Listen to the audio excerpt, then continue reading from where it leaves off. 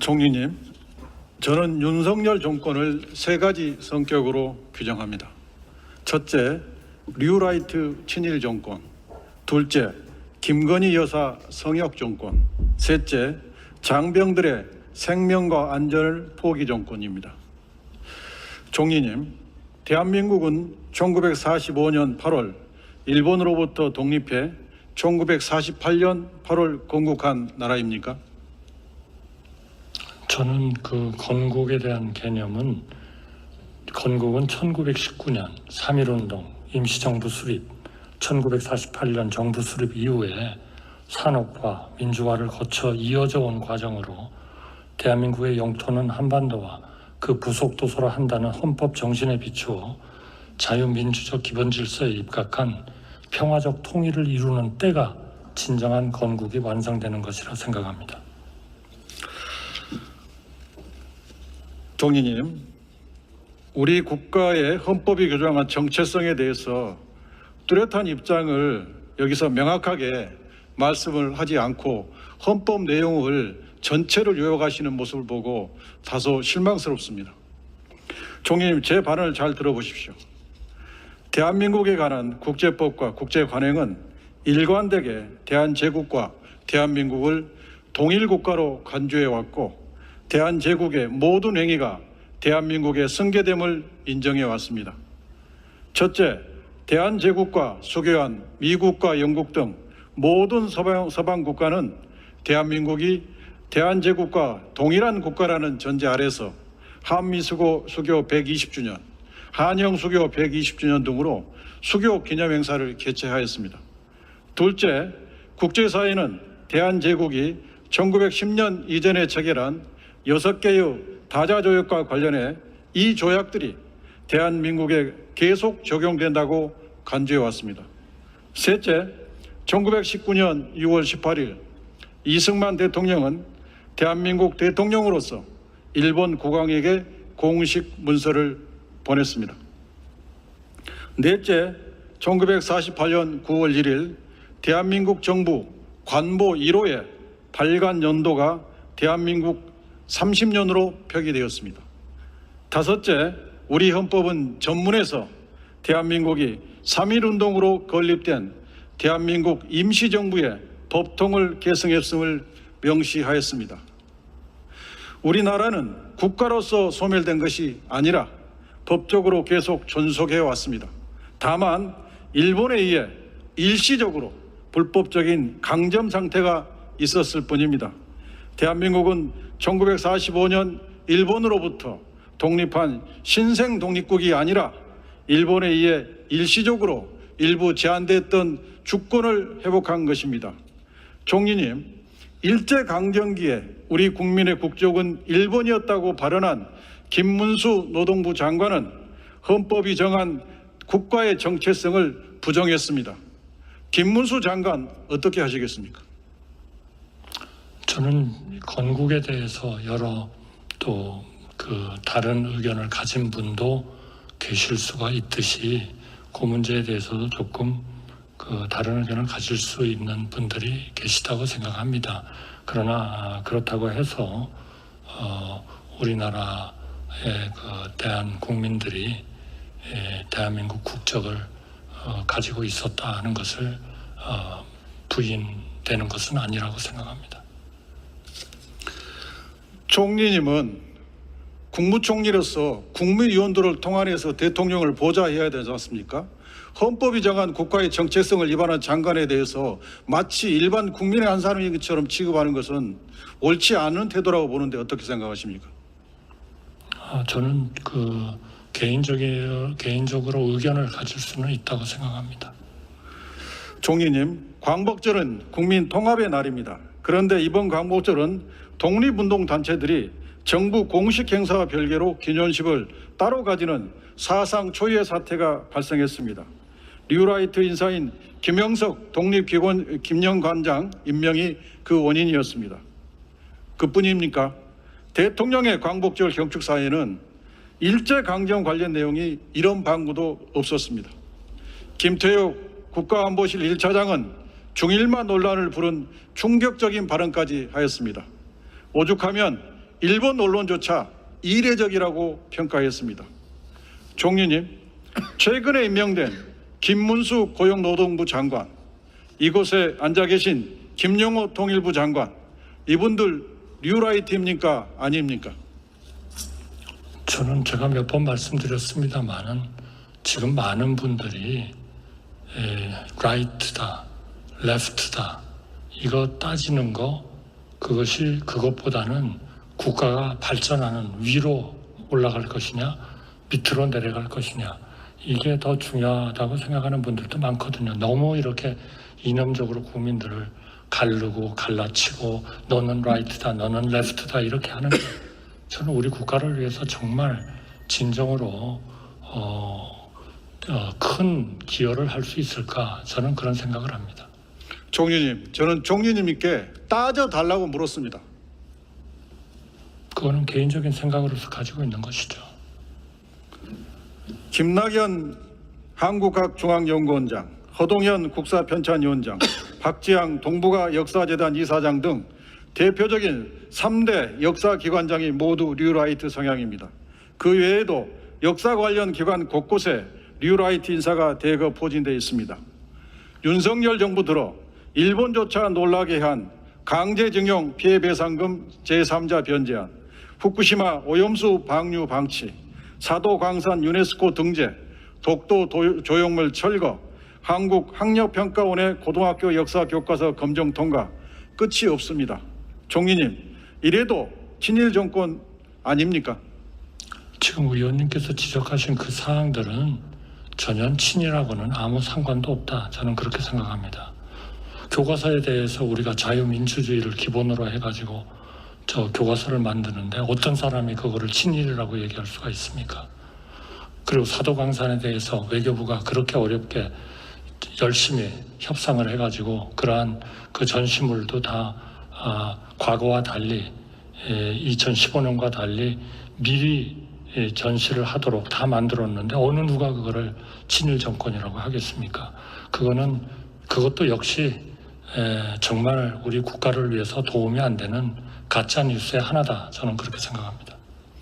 저는 외교권을 행사해서 헌법의 국가 정체성을 지키고 검정권을 행사해서 우리 학생들에게 바른 역사를 가르치라는 이 요구를 총리께서 그렇게 말씀하시는 걸 보고 대단히 실망스럽고 가짜 뉴스를 가짜 뉴스라고 진실을 가짜 뉴스라고 한 것이 바로 그 가짜 뉴스라고 저는 생각합니다. 계속 묻겠습니다.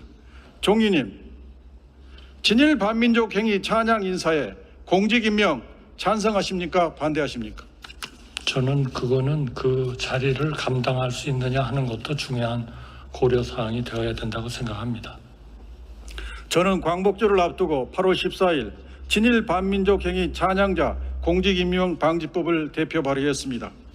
진일 반민족 행위를 찬양한 사람을 공무원 등에 임명 위촉하거나 그런 법인 단체 기관에 예산을 지원하지 못하도록 하는 내용을 담았습니다. 총리님은 이 법률안에 대해서 어떤 견해를 가지고 계십니까? 굉장히 신중하게 검토를 하셔야 된다 이렇게 생각합니다. 어떤 이유 때문에 그렇죠? 이러한 생각이 확정적으로 어떤 하나의 이데올로기나 개념으로서 확정이 돼가지고 이분들이 이런 생각을 개인적으로 가지는 것이 중대하게 자기가 하는 일에 대해서 영향을 받거나 국가를 위해서 해를 끼치는 앞으로 우리 의원님들이 좀 면밀하게 봐주십사 하고 제가 부탁드리고 싶은 그런 일들이 일어나느냐 하는 것을 오히려 좀 감시하시고 점검하시고 하는 게 더 중요한 일이다. 이걸 국민을 갈라치고 색깔을 칠하고 이런 거는 저는 별로 바람직한 일이 아니다 이렇게 생각합니다. 국가의 정체성을 반하는 그런 발언을 했던 사람들 그걸 공직으로 취임하겠다는데 더 이상 무슨 이유가 필요하죠? 저는 그렇게 생각하지 않습니다. 총리님, 재병 사망 사건은 대통령실의 누군가가 특히 대통령이 사건을 축소 은폐하는 데 관여했느냐 이것이 핵심이고 국민은 대통령을 의심하고 있습니다. 국방의 의무는 국가의 존립을 위한 매우 중요한 기둥입니다. 우리 청년들은 청춘을 담보로 국방의 의무에 성실히 응하고 있습니다. 이에 대응하여 국가와 군 통수권자인 대통령은 장병들의 생명과 안전을 보호할 의무가 있습니다. 당연히 군 통수권자는 철저히 이 사건의 진상을 규명할 의무가 있습니다. 총리께서는 진상규명이 철저히 이루어졌다고 보십니까? 최 해병 사망 사건은 젊은 해병대 병사가 대민 지원을 나가 급류에 휩쓸려 안타깝게 사망한 사건입니다. 그 원인과 책임 소재를 규명하기 위해서 민간 경찰의 사건을 이첩하는 과정에서 국방부 장관의 정당한 지시에 대해서 전 해병대 수사단장이 항명한 사건이라고 생각합니다. 대통령실과 국방부에서 부당한 외압과 사건 은폐, 축소는 없었다는 입장을 여러 차례 밝힌 바 있고 그 입장을 존중합니다. 현재 수사기관에서 수사 중이기 때문에 사실관계가 명백히 밝혀질 것으로 생각합니다.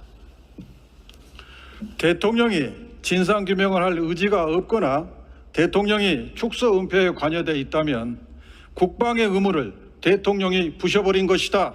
저는 이렇게 생각합니다. 국회에서 최해병 특검법이 다시 발의되었습니다. 총리께서는 이번에도 대통령께 거부권을 건의하시겠습니까? 이 부분은 저희가 여당과도 협의를 해서 결정을 하도록 하겠습니다. 윤석열, 김건희 일가에게 무혐의를 주기 위한 면죄부쇼가 벌어졌습니다. 그야말로 김건희 성역 정권이 아닐 수 없습니다. 검찰은 김건희 여사 명품백 수수 의혹에 대해 무혐의 결론을 내렸고 수사심의위원회 역시 예상대로 불기소 처분을 공고하였습니다. 검찰은 휴대전화 압수수색이나 통신영장 등 기본적인 수사조차 없었습니다. 이른바 황제조사를 상납했습니다. 총리께서는 황제조사 적절하였다고 보십니까? 이 모든 것은 검찰에서 법과 원칙에 따라서 수사하고 있는 것으로 알고 있습니다. 검찰은 김건희 여사가 받은 명품백이 대가성이 없다고 판단하였습니다. 김창준 전 미하원 의원의 국립묘지 안장, 국정자문위원 임명 등의 청탁을 받았고 대통령실 행정관과 청탁인 간의 통화도 있었습니다. 이렇게 명백한 사건을 어떻게 무혐의 처리할 수 있는지 도저히 납득할 수 없습니다. 수사심의위원회는 반대 당사자인 최재형 목사의 주장을 듣지도 않았습니다. 총리님은 납득이 되십니까? 모든 것은 엄격하게 법에 따라서 수사되었고 그리고 수사심의위원회 회부돼서 논의된 것도 모든 법과 규칙에 따라서 되었다고 생각합니다. 총리님, 검찰이 김건희 여사에 대해서 무혐의 처리한 것은 혹시 윤석열 대통령의 청탁금지법 위반 혐의를 없애주기 위한 것 아닙니까? 그것도 법과 원칙에 따라서 수사를 했다고 생각합니다. 총리님, 감사의 표시라면 총리님의 배우자께서 당당하게 디올백을 받아도 되는 것입니까? 저는 그런 가정적 질문에 대해서는 답변하는 것이 적절치 않다고 생각합니다. 총리로서 전국의 공무원들에게 김건희 여사 본받지 말라, 디올백 같은 선물 받지 마라, 그런 말씀을 할 용기가 없으십니까?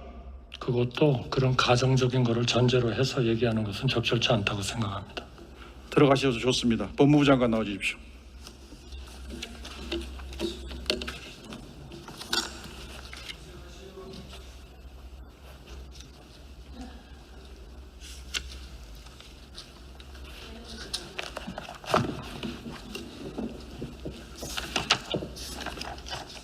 네, 장관님. 1 더하기 1은 2입니다. 마찬가지로 청탁 더하기 금품은 알선수수죄입니다. 이건 수사의 공식입니다. 공식에 어긋난 답은 오답입니다. 동의하십니까? 법률 이론은 꼭 수학 공식처럼 되지는 않는다고 생각합니다. 동시에 여러 사건이 있을 때 한 재판부에 병합하여 합쳐서 재판하는 것을 동시 심판의 이익이라고 하고 이것은 형법에서 보호하는 일반 원칙입니다. 동의하십니까? 기본적으로 동의합니다. 지금 백현동 사건이 기소된 지 10개월이 지났는데 아직도 검찰은 변호인들에게 증거 기록을 내주지 않고 있습니까? 않고 있습니다. 이것이 검찰의 수사 지원 아닙니까? 재판 과정에 어떤 사정이 있는지 구체적으로 잘 알지를 못하겠습니다. 예, 들어가셔도 좋겠습니다. 총리님 나와주십시오.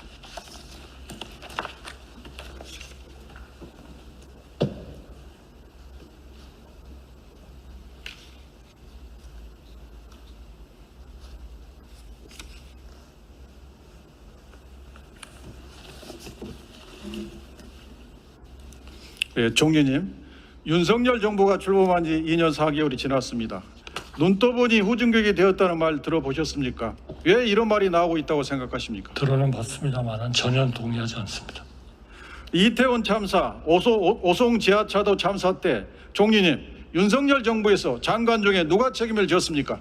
장관만이 책임질 수 있는 것은 아니라고 생각합니다. 차관급을 정치적 책임을 지었습니다.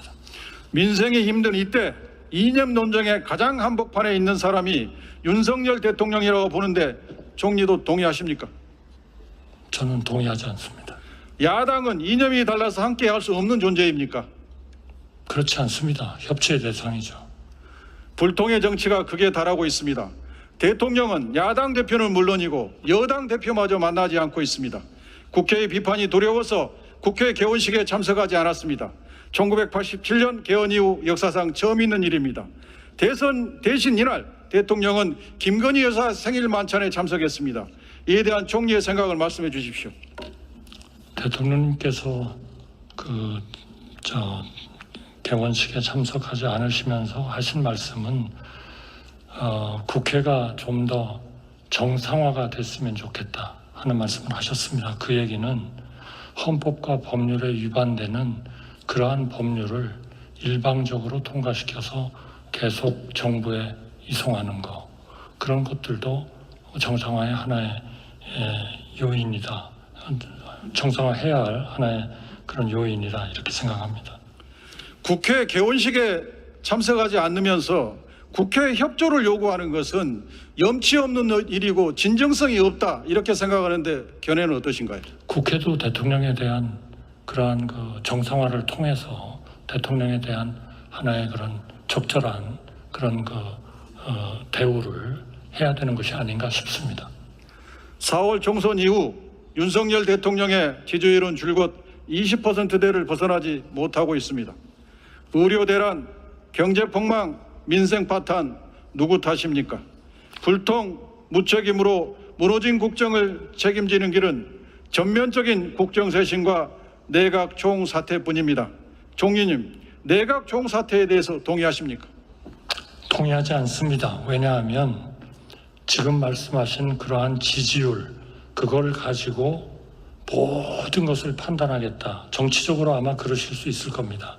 그러나 우리나라의 역사에도 정말 지지율은 낮지만 훌륭한 일을 하고 업적을 남기시고 그리고 대통령직을 완수하신 분들도 여러 분 계십니다.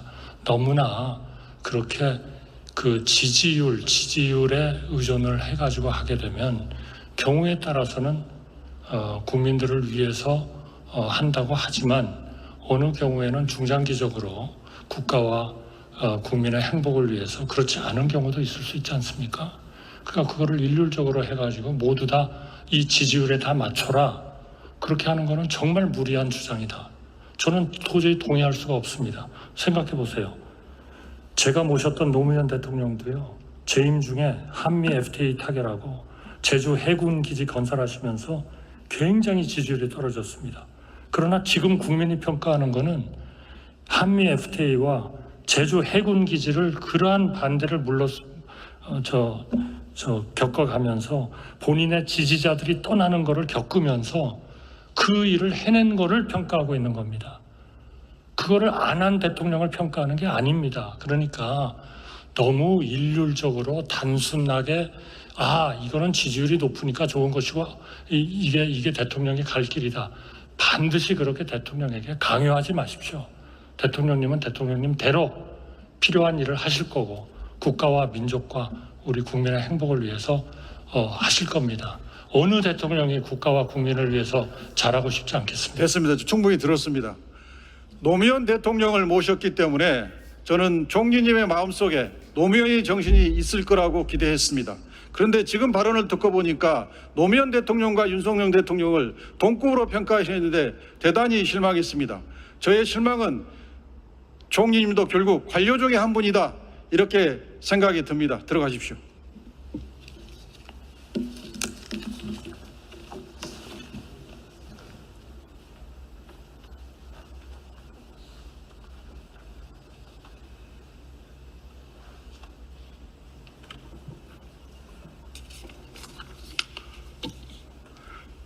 존경하는 국민 여러분, 국가는 국민의 생명과 안전을 책임져야 합니다. 법 앞에는 모두가 평등합니다. 나라를 운영하는 고위공직자라면 헌법이 정한 대한민국의 정체성을 가지고 있어야 합니다. 이 당연한 의무를 위반한 윤석열 정권을 꾸짖어 주십시오. 경청해 주셔서 감사합니다. 이건태 의원 수고하셨습니다.